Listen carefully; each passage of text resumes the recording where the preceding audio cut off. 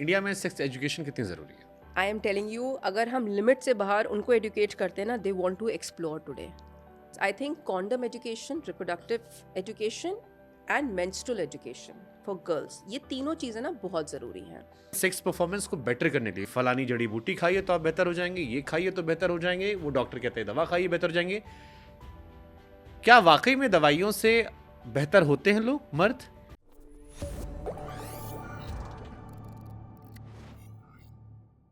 India में sex education कितनी ज़रूरी है?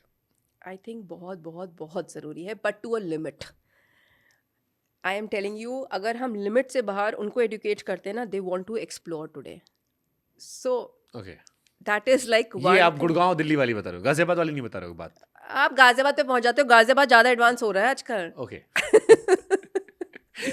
So schools, across schools, I think condom education, reproductive education and menstrual education for girls, ये तीनों चीज़ें ना बहुत ज़रूरी हैं. रेस्ट आई थिंक वो ओवर एजुकेशन यूट्यूब और सोशल मीडिया से हो रहा है.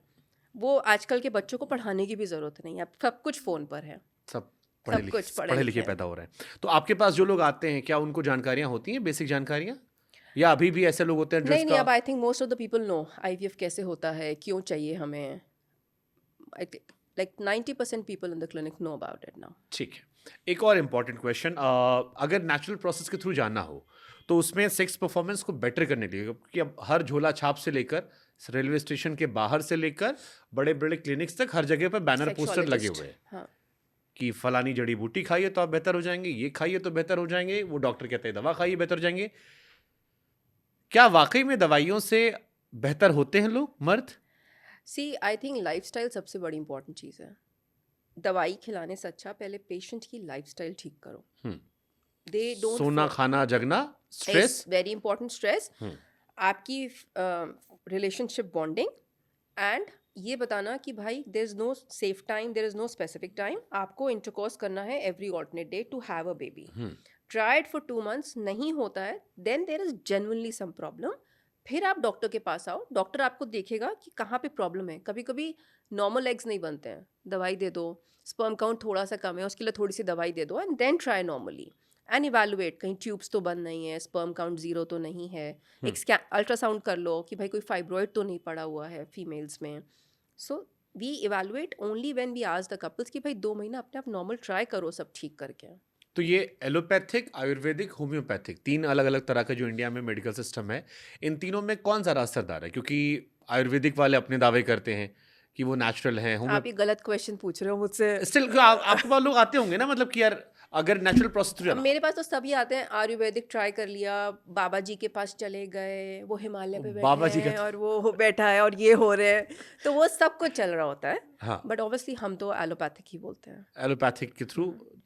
अच्छा, मेडिसिन से परफॉर्मेंस वाकई में बेहतर होती है? कुछ चीज़ों में डेफिनेटली, बिकॉज जहाँ पे किसी का एग नहीं ग्रो हो रहा है, या स्पर्म काउंट इशू है, या छोटी छोटी छोटी चीज़ें होती हैं विच हेल्प्स. तो अगर हम थोड़ा सा भी हैंड हेल्ड कर दें ना, दवाई दे के और थोड़ा अल्ट्रासाउंड मॉनिटरिंग करके, तो natural conception he possible. But more than medicine it's like mental, जिसमें स्ट्रेस और आपका कंफर्टेबल जोन बहुत ज़रूरी है. ठीक है. आपने ये पेशा क्यों चुन लिया? चलो बाकी सब बाद में बताना. ये बहुत इंटरेस्टिंग है. So I was in 10th standard. मेरी सिस्टर को बेबीज नहीं हो रहे थे. Okay. My own sister, I live in Kanpur.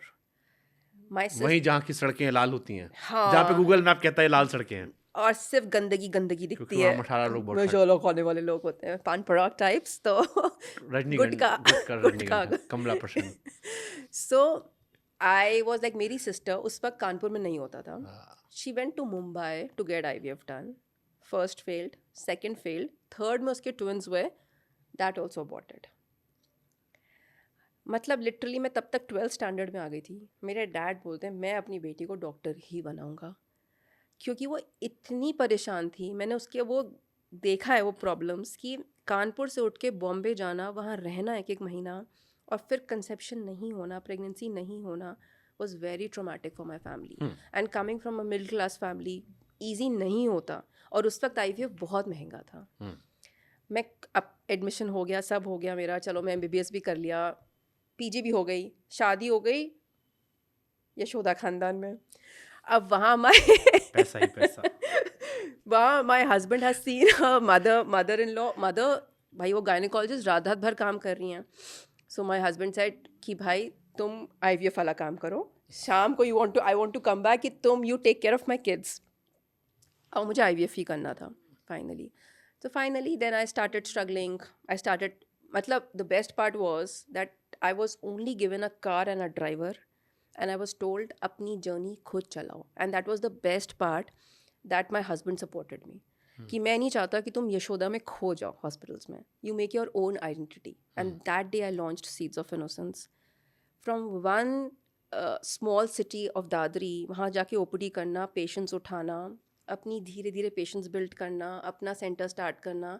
So today I stand at 22 centers, all bootstrapped, no financial support from anywhere.